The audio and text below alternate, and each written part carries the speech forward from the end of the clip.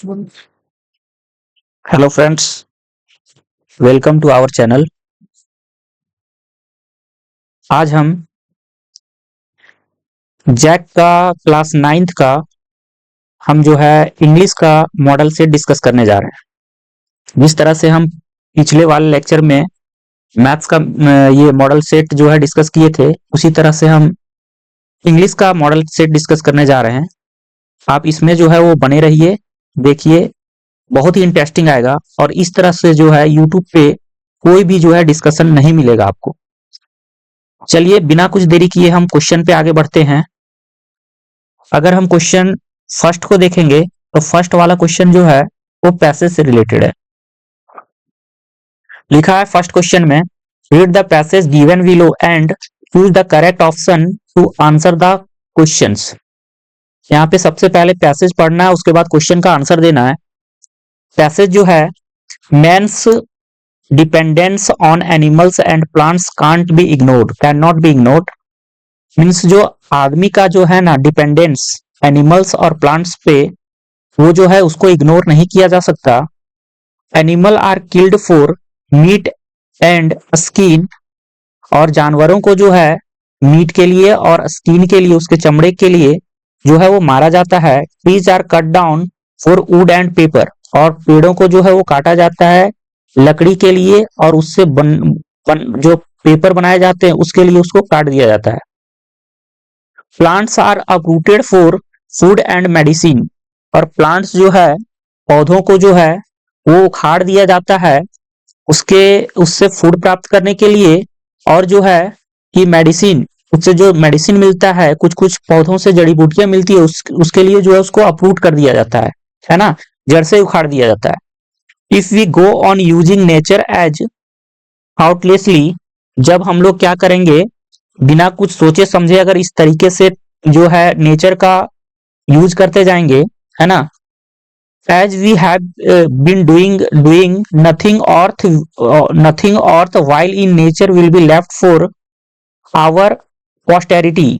तो इस तरह से अगर हम ये यूज करते चले जाएंगे तो जो है नेचर में हमारे लिए कुछ ऐसा नहीं बचेगा जो आने वाले जनरेशन के लिए होगा, भावी पीढ़ी के लिए होगा, है ना। अगला लिखा हुआ है आगे sentence, against this background many countries have passed protective laws in order to safeguard wildlife. अब इसके बैकग्राउंड को अगर यहाँ पे ध्यान दें, अगेंस्ट दिस बैकग्राउंड, इस बैकग्राउंड के अगेंस्ट जो बहुत सारे हमारे कंट्रीज हैं, वो जो है इसको बचाने के लिए, वाइल्ड लाइफ सेफगार्ड के लिए बहुत जो है बहुत सारा प्रोटेक्टिव लॉज जो है वो पास किए हैं, जिससे कि भावी पीढ़ी के लिए हम इसको बचाकर रख सके, है ना। There are more than 1200 national parks, इसके लिए जो है वो 1200 नेशनल पार्क हैं, वाइल्ड लाइफ रिजर्व्स हैं, and similar protected areas throughout the world to ensure that rare wild animals and trees are saved from extinction. Means यहाँ पे जो है 1200 national park, wildlife reserve, ठीक है ना, similar protected areas, ठीक है, थ्रू आउट द वर्ल्ड, पूरे संसार में है। और ये सुनिश्चित करने के लिए कि जो रेयर वाइल्ड एनिमल्स हैं और ट्रीज है उसको जो है विलुप्त होने से बचाया जा सके, इसके लिए जो है ये जो कुछ लॉज है वो लाए गए हैं। अब यहाँ पे लिखा one group of animals which have become extinct are dinosaurs.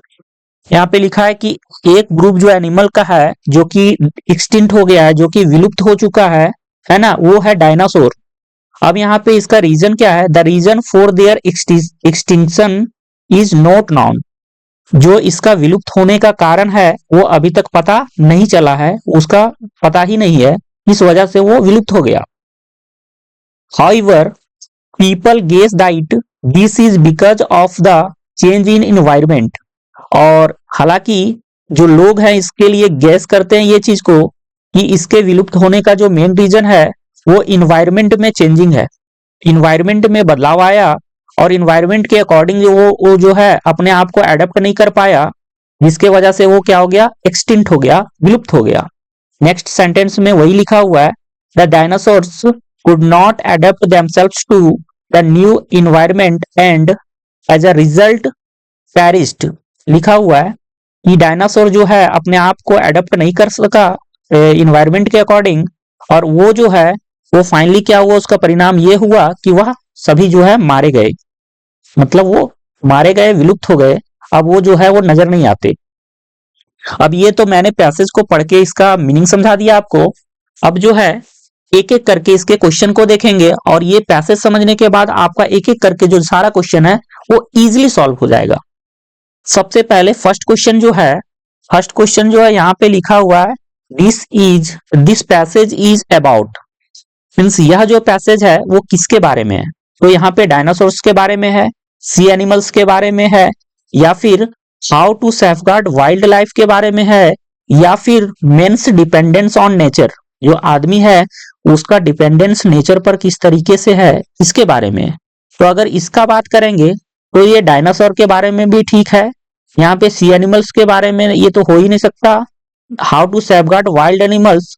तो मेन जो है इसका अगर एप्रोप्रिएट आंसर देखेंगे तो यहाँ पे क्या होगा, सी ऑप्शन जो लिखा हुआ how to safeguard wild animals, जंगली जानवरों को कैसे बचाया जा सके, कैसे संरक्षित किया जा सके, एप्रोप्रिएट आंसर की ओर जाएंगे तो आप एप्रोप्रिएट आंसर ऑप्शन सी की ओर जा सकते हैं।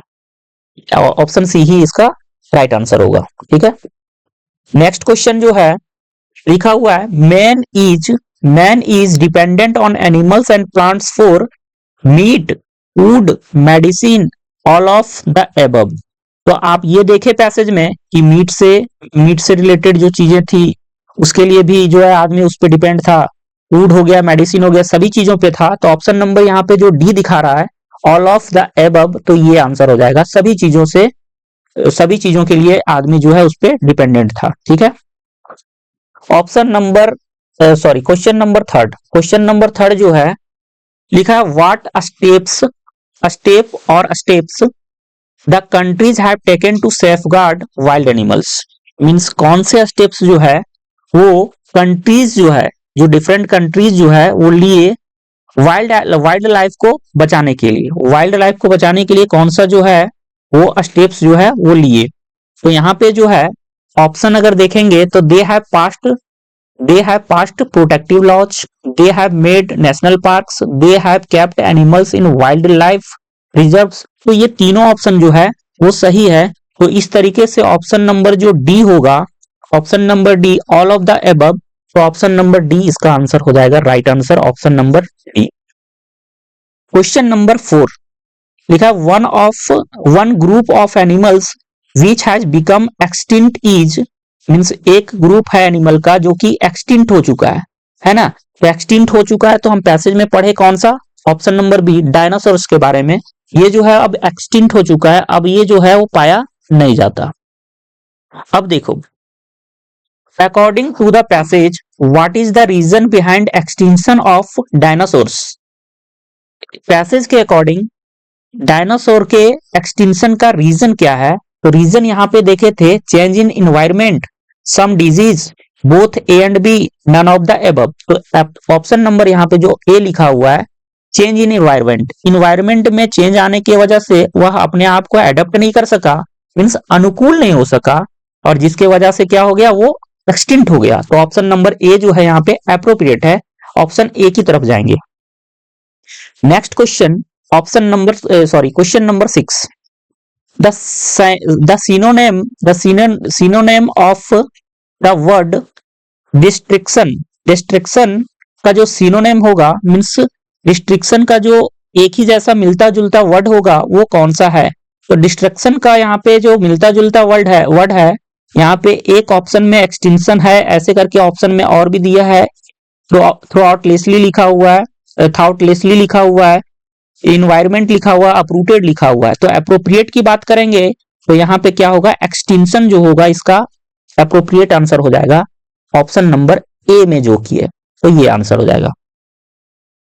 आते हैं हम नेक्स्ट क्वेश्चन की तरफ। क्वेश्चन नंबर 7 लिखा हुआ है man's dependence on animals and plants can't be ignored, this preposition in the given sentence is. यहाँ पे बोल रहा है कि यहाँ पे जो है इस सेंटेंस में जो प्रीपोजिशन यूज किया गया है वह कौन सा प्रीपोजिशन है? तो आप देख सकते हैं खुद से, यहाँ पे ऑन जो है ना एक प्रीपोजिशन के रूप में यूज हुआ है। मीन्स डिपेंडेंस ऑन एनिमल, है ना, मीन्स आदमी का जो है निर्भरता किस पर? एनिमल्स पर और प्लांट्स पर। तो ये जो है ना वो क्या है?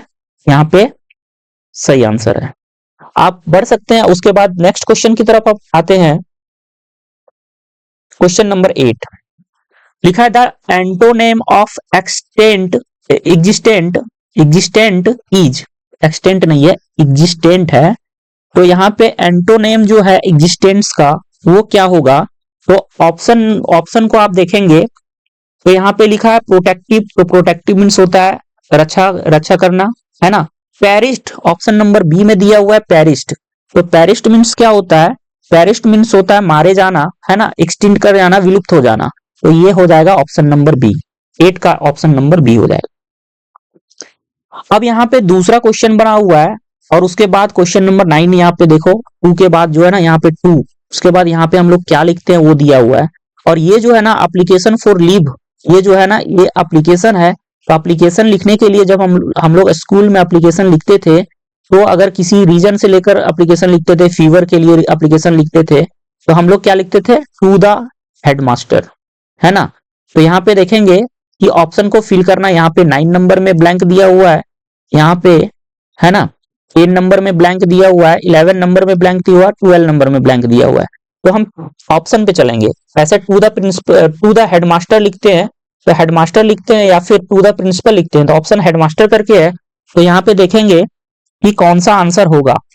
तो यहाँ पे अगर हम देखेंगे तो हेडमास्टर तो सभी लिखा हुआ है, हेडमास्टर सब लिखा हुआ है, लेकिन हम यहाँ पे देखेंगे द टी जो होगा कैपिटल होगा। तो ऑप्शन ए और बी में कैपिटल लिखा हुआ है, सी और डी तो ऐसे ही नहीं होगा। ऑप्शन नंबर यहाँ पे सी और डी तो होगा ही नहीं, क्योंकि स्मॉल लेटर से स्टार्ट किया, ये तो होगा नहीं। अब इन दोनों में से हमको सेलेक्ट करना है कि कौन सा होगा। तो द हेडमास्टर हम लोग ऐसे लिखते हैं, एच कैपिटल, स्मॉल वाला यहाँ दिया है, ये भी नहीं होगा, ऑप्शन नंबर बी भी नहीं होगा। फाइनली ऑप्शन नंबर ए जो होगा करेक्ट होगा। तो इसका आंसर हो जाएगा ऑप्शन नंबर ए, 9 का। 10 में आते हैं, क्वेश्चन नंबर 10। तो यहाँ पे लिखा हुआ आई एम, देखो यहाँ पे जो ब्लैंक दिया हुआ है उसके पहले लिखा है आई एम। तो आई एम के बाद हम लोग जानते हैं कि V4 आना चाहिए, वर्ब का चौथा रूप V4। तो V4 कौन सा है? ये सफर्ड, ये तो V2 या फिर बोल सकते हैं V3 है। ये इज सफरिंग V4 है, तो यही होगा। और यहाँ पे वॉज सफरिंग भी है, तो यहाँ पे कौन सा हो जाएगा? वॉज सफरिंग है, तो यहाँ पे सफरिंग भी है, ध्यान देना। यहाँ पे वॉज सफरिंग है, यहाँ पे इज सफरिंग है और यहाँ पे केवल सफरिंग है। तो यहाँ पे एम तो पहले से यूज किया जा चुका है, एम तो यहाँ पे हेल्पिंग वर्ब पहले से यूज किया जा चुका है।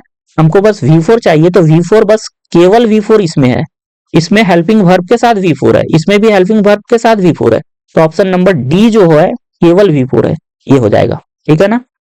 आते हैं हम नेक्स्ट क्वेश्चन की तरफ, क्वेश्चन नंबर 11। और क्वेश्चन नंबर 11 जो है यहीं से देख लेंगे। क्वेश्चन नंबर 11 में लिखा है आई शैल बी हाईली। तो हाईली के बाद हम लोग क्या बोलते हैं?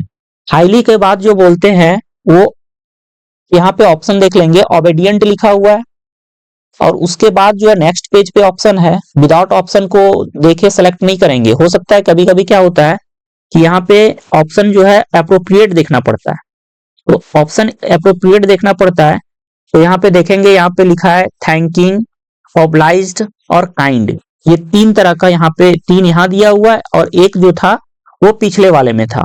तो यहाँ पे जो है ऑप्शन नंबर अगर ऑब्लाइज्ड सी जो दिया हुआ है, अगर इसको देखेंगे तो ये अप्रोप्रिएट बन रहा है, आई शैल बी ऑब्लाइज्ड ऐसे कुछ बोलते हैं हम लोग, है ना। तो ये हो जाएगा आंसर, ठीक है।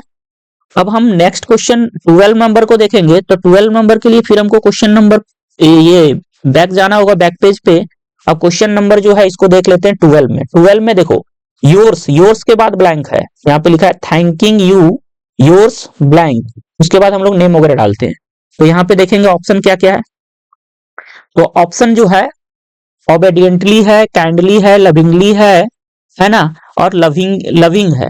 तो यहाँ पे अगर ऑप्शन देखेंगे तो ऑप्शन के अकॉर्डिंग जो अप्रोप्रिएट होगा वो ओबेडिएंटली होगा। ऑप्शन नंबर ए में है ओबेडिएंटली, तो ऑप्शन नंबर ए आंसर इसका हो जाएगा, ठीक है ना। अब आते हैं नेक्स्ट क्वेश्चन की तरफ, है ना। क्वेश्चंस इजी है इसलिए हम बिना देर किए इसको थोड़ा जल्दी से निपट देते हैं। लिखा है थर्ड नंबर 1 के क्वेश्चन है choose the correct option and answer the following question. 13 number question यहाँ पे है माई ग्रैंड मदर, है ना, ब्लैंक दिया हुआ है me storage at storage last night. My grandmother blank me storage last night. ध्यान रखना यहाँ पे लास्ट नाइट लिखा हुआ है तो लास्ट पास्ट एगो बिफोर स्टरडे, जहां पे भी यूज हो लास्ट पास्ट एगो बिफोर स्टरडे, अगर हम देखेंगे तो वहां पे क्या होता है सिंपल पास्ट टेंस का यूज होता है, तो सिंपल पास्ट। तो माई ग्रैंड मदर और माई ग्रैंड मदर के साथ कौन सा हो जाना चाहिए ऑप्शन, अगर पास्ट टेंस में देखेंगे तो हैज टोल्ड तो होगा नहीं, ये प्रेजेंट परफेक्ट टेंस में आएगा, ये प्रेजेंट परफेक्ट है। और टोल्ड अगर देखेंगे तो ये सिंपल पास्ट है, ये क्या है सिंपल पास्ट है, सिंपल पास्ट में आएगा तो ये आ जाएगा। ठीक है ना, हम यहां लिख देते हैं लास्ट पास्ट एगो बिफोर स्टरडे, ये सब जब भी रहेगा ना तो यहाँ पे लगाएंगे सीधा V2 मीन सिंपल पास्ट। अब नेक्स्ट क्वेश्चन नंबर 14 में क्या लिखा हुआ है the passive voice of someone has stolen my book, ये है और इसका पेसिव हमको करना है। तो पेसिव इसका क्या होगा, तो सबसे पहले ये वाला जो होगा वो सब्जेक्ट के रूप में आएगा, तो यहां लिखेंगे माई बुक, है ना। इसका पेसिव करने के लिए क्या करना होता है हैज बीन स्टोलन, है ना स्टोलन। तो देख लेंगे यहाँ पे स्टोलन वाला कौन है, my book has been stolen, by someone लिखने का जरूरत नहीं है यहाँ पे, my book has been stolen. ठीक है ना, देख लेंगे कौन सा है has been stolen, option number ये 14 का ये हो जाएगा। नेक्स्ट बढ़ते हैं क्वेश्चन नंबर 15 की तरफ। Raman blank uh letter when I entered his room, है ना। रमन जो है वो लेटर लिख रहा था जब मैं उसका रूम पहुंचा, है ना। तो रमन क्या कर रहा था लेटर लिख रहा था, तो वाज राइटिंग, सिंपल सा बात है यहाँ पे, Raman was writing a letter when I entered his room, उसके रूम में पहुंचा तो लेटर लिख रहा था, ये हो जाएगा option number B. Next question की तरफ हम देखेंगे तो question number 16, it is very dangerous to enter, question number 16 क्या है, it is very dangerous to enter blank the enemy's camp, है ना। तो यहाँ पे इंटर, यहाँ पे ये जो आया ना इंटर जो है अपने साथ इनटू लेता है, तो यहाँ पे इनटू वाला ऑप्शन होगा, into means option number B में है तो यहाँ पे बी हो जाएगा, है ना। अब आते हैं क्वेश्चन नंबर 17, लिखा हुआ द मैन रॉब्ड मी, है ना, ब्लैंक माई पोसेशंस, ठीक है ना। तो यहाँ पे लिखा हुआ है द मैन रॉब्ड मी, है ना।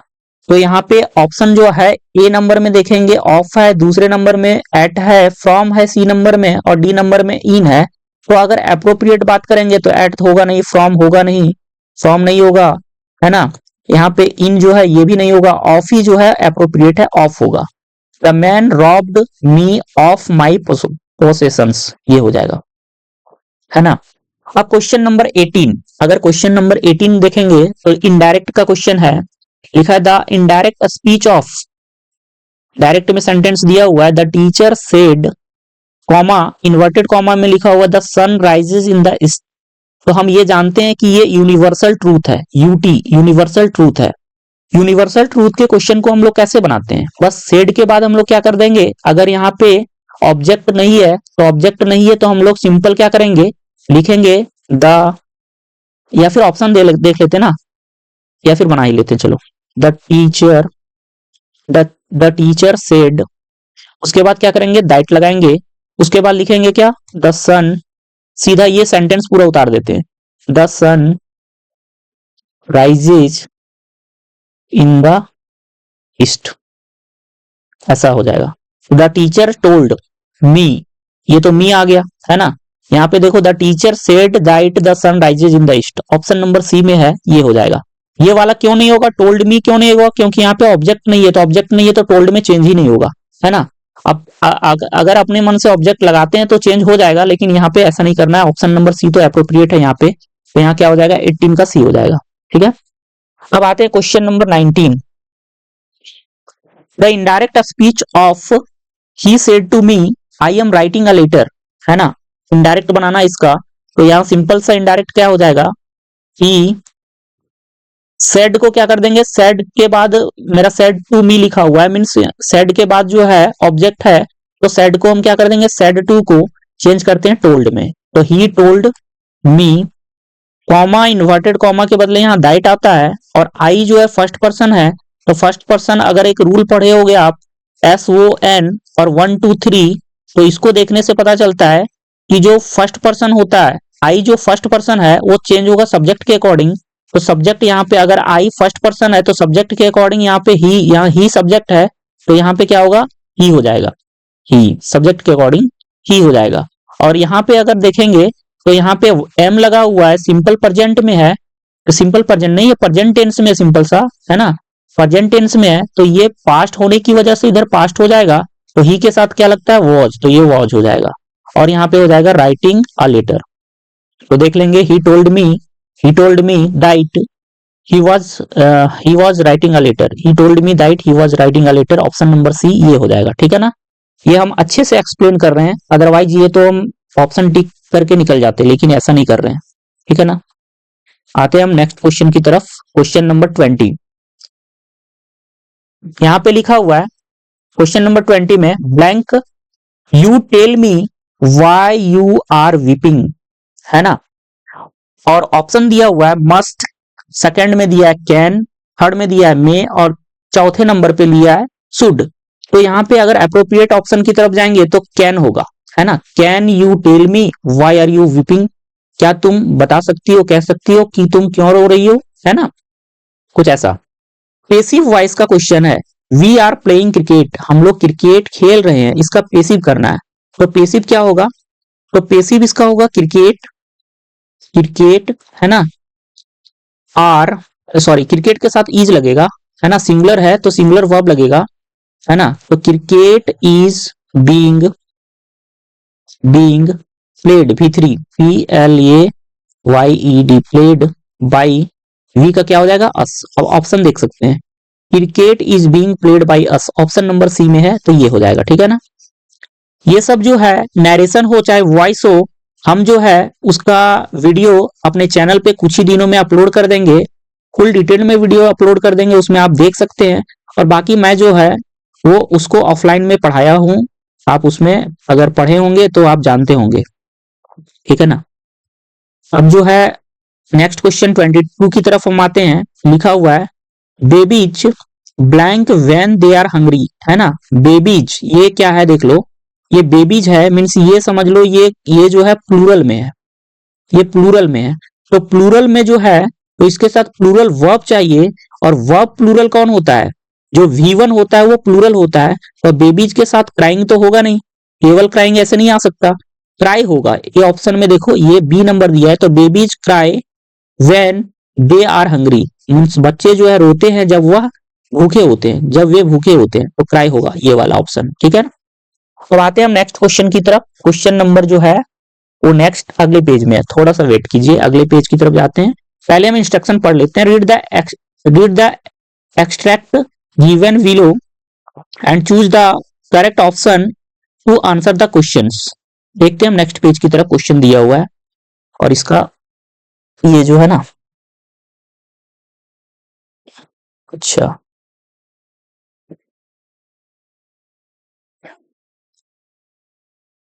एक मिनट, क्वेश्चन जो था एक ज्यादा चला गया पेज,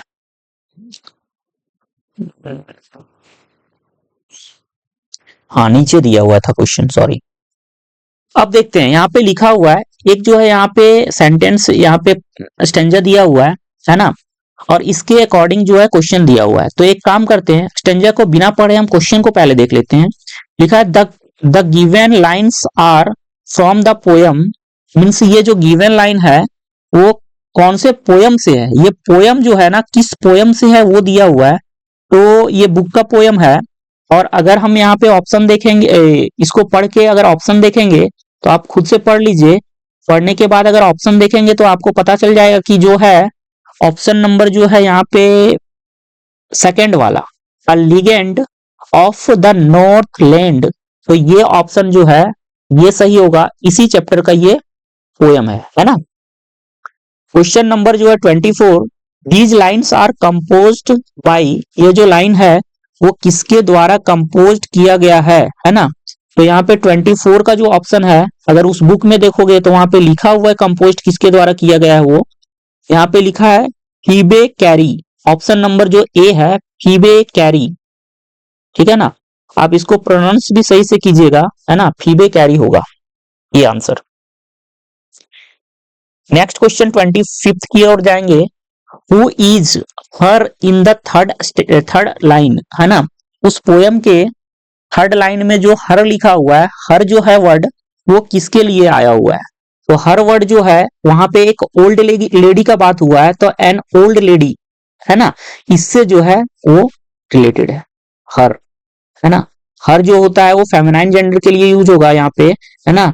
तो यहाँ पे ओल्ड लेडी। आते हैं नेक्स्ट क्वेश्चन की तरफ। यहाँ पे लिखा हुआ है ना, अगला क्वेश्चन जो है, मार्गी वॉज ब्लैंक ईयर्स ओल्ड, है ना। यहाँ पे लिखा है मार्गी वॉज ब्लैंक ईयर्स ओल्ड। तो ये हो जाएगा ऑप्शन नंबर, ये जो है ऑप्शन नंबर जो हो जाएगा 26 का सी नंबर जो दिख रहा है। 9 ईयर ओल्ड तो थी नहीं, 8 ईयर थी नहीं, ये 11 ईयर की थी ना, 11 ईयर, ठीक है। तो ये हो जाएगा। आते हैं हम नेक्स्ट क्वेश्चन की तरफ, उसके लिए नेक्स्ट पेज लेना पड़ेगा, है ना। क्वेश्चन नंबर 27, यहाँ पे लिखा हुआ है who had learn to open the mind and body to sound and vibrations. Who had learn to open the mind, है ना, एंड बॉडी, मीन्स कौन जो है ये सीखा था माइंड और बॉडी को ओपन करने के लिए साउंड और वाइब्रेशन से। तो यहाँ पे जो ऑप्शन है वो देखो, ये ऑप्शंस को देखने से पता चलेगा कि चैप्टर से रिलेटेड ये क्वेश्चन है। और यहाँ पे जो ऑप्शन नंबर होगा 27 का जो ऑप्शन नंबर होगा बी, है ना, बी नंबर जो लिखा हुआ है इवलिन ग्लेनी, आप ध्यान से इसको पढ़िएगा, इवलिन ग्लेनी जो ऑप्शन नंबर बी में है वो आंसर हो जाएगा इसका। लिखा हुआ है नेक्स्ट क्वेश्चन 28 की तरफ, the musical instrument which the emperor Aurangzeb banned was, means कौन सा म्यूजिकल इंस्ट्रूमेंट था जिसको औरंगजेब, इंपेरर औरंगजेब जो है, मीन्स सम्राट औरंगजेब जो है वो बैन कर दिया था, है ना, प्रतिबंध लगा दिया था जिसपे, वो कौन सा है, पुंगी। ऑप्शन नंबर ए जो है पुंगी। तो ये सारा क्वेश्चन जो है ना आपका चैप्टर से रिलेटेड है, तो आप इसमें से देख सकते हैं। ड्यूरिंग द सेकेंड वर्ल्ड, है ना, was of which thing a sudden, world के बाद वॉर लिखना चाहिए, यहाँ पे वॉर छूट गया है। During the second world war was of which thing a sudden demand erupted in the market. बोल रहा है सेकेंड वर्ल्ड वॉर के बाद जो है ना कौन से चीज का जो है अचानक से डिमांड आया, कौन सा चीज का था। यहाँ पे देखेंगे 29 का ऑप्शन बना हुआ है, यहाँ पे 4 ऑप्शन है, तो 29 का ऑप्शन जो है टेमराइंड जो लिखा हुआ है ना, टेमराइंड सीड, ये टेमराइंड सीड जो है ऑप्शन में होगा, और यही इसका सही ऑप्शन होगा, सही आंसर होगा, ठीक है ना। अब आते हैं हम नेक्स्ट क्वेश्चन नंबर 13 की तरफ। ये सारा जो क्वेश्चन है आपके बुक से रिलेटेड है, इसलिए हम इस पर ज्यादा फोकस भी नहीं कर रहे हैं, क्योंकि जब बुक पढ़ाए थे उस समय सारा जो था उसमें बताए थे एक एक करके। Question number 30, the poem wind is composed bye, जो पोयम विंड है ना, तो विंड पोयम को जो है वो कौन कंपोज किए हैं। तो यहाँ पे अगर ऑप्शन बी देखोगे आप, सुब्रमण्या भारती, ऑप्शन नंबर जो बी है सुब्रमण्या भारती, तो ये हो जाएगा। नेक्स्ट क्वेश्चन 31 है, 31 में है, यहाँ पे लिखा हुआ है जॉन उल बदीन, है ना, ये जो है वाज क्लाम्स, ये जो थी जॉन उल बदीन वाज क्लाम्स, ये जो थी नहीं, ये थे, है ना, वो फादर थे, सॉरी, ये जो थे वो फादर थे किसके, क्लाम्स के, ठीक है ना। ये चैप्टर से रिलेटेड सारा है। The only, next question, the only women in the world who had scaled mount Everest twice watch means कौन जो है ये माउंट एवरेस्ट को 2 बार क्या की थी, चढ़ाई की थी। तो कौन थी, संतोष जाधव। ये बहुत ज्यादा फेमस, ये बहुत ज्यादा फेमस थी, संतोष जाधव। ये लड़का का नाम लग रहा है ये, लेकिन थी क्या, लेडी थी, है ना, लड़की थी। तो इसका आंसर जो हो जाएगा Santosh Jadhav, option number A. Next question, the name of the little girl was, little girl का नाम क्या था। तो लिटिल गर्ल का जो नाम था, यहाँ पे क्वेश्चन नंबर 33 का जो लिटिल गर्ल का नाम था, यहाँ पे ऑप्शन नंबर ए, कैजिया। जो कैजिया है ना, ऑप्शन नंबर ए में ये हो जाएगा, ठीक है ना। Question next, the child went to a fair with his, और जो चाइल्ड बच्चा था अपने वो मेला गया, वो किसके साथ गया था। तो बच्चा जो है मेला गया था अपने पेरेंट्स के साथ, ये तो चैप्टर में पढ़ा हुआ है, पेरेंट्स के साथ। नेक्स्ट क्वेश्चन है 35 जो क्वेश्चन है वो लिखा हुआ है, who could weave out endless stories and anecdotes, है ना। तो ये जो है फिर ये चैप्टर से रिलेटेड है, और इसका जो आंसर होगा ऑप्शन नंबर, यहाँ पे अगर देखेंगे आई श्रन, ये ऑप्शन हो जाएगा, ये ऑप्शन नंबर सी। चलिए हम नेक्स्ट पेज की तरफ जाते हैं। यहाँ पे जो नेक्स्ट पेज पे क्वेश्चन है उसको देख लेते हैं। और हम अब ये मॉडल सेट में टोटल 40 क्वेश्चन होता है, तो 40 क्वेश्चंस के क्वेश्चन नंबर 36 पे पहुंच चुके हैं, मतलब लास्ट की ओर है। नेक्स्ट क्वेश्चन है, फ्रॉम हुम हैड द ग्रैंडफादर बाउट टोटो, है ना। फ्रॉम हुम, है ना, मीन्स किससे जो ग्रैंडफादर थे वो जो है वो टोटो को खरीदे थे। तो किससे खरीदे थे, तो यहाँ पे 36 का ऑप्शन नंबर सी अगर देखेंगे तो ये लिखा हुआ है, अ टोंगा ड्राइवर, एक टोंगा ड्राइवर से ये खरीदे थे। 36 का ऑप्शन नंबर सी हो जाएगा। बढ़ते हैं नेक्स्ट क्वेश्चन की तरफ। Question number 37, who grave sat like a street side sacred bull, है ना। हु ग्रेव फैट मीन्स कौन जो है फैट ग्रेव करता है, like a street side sacred bull. तो यहाँ पे जो ऑप्शन है, ऑप्शन को अगर देखेंगे तो किसका जो है वो फैट जो है ग्रो हो गया था, मतलब बढ़ गया था, जैसा कि जो बुल होते हैं ना, स्ट्रीट साइड के जो बुल होते हैं उस तरह से ग्रो कर गया था।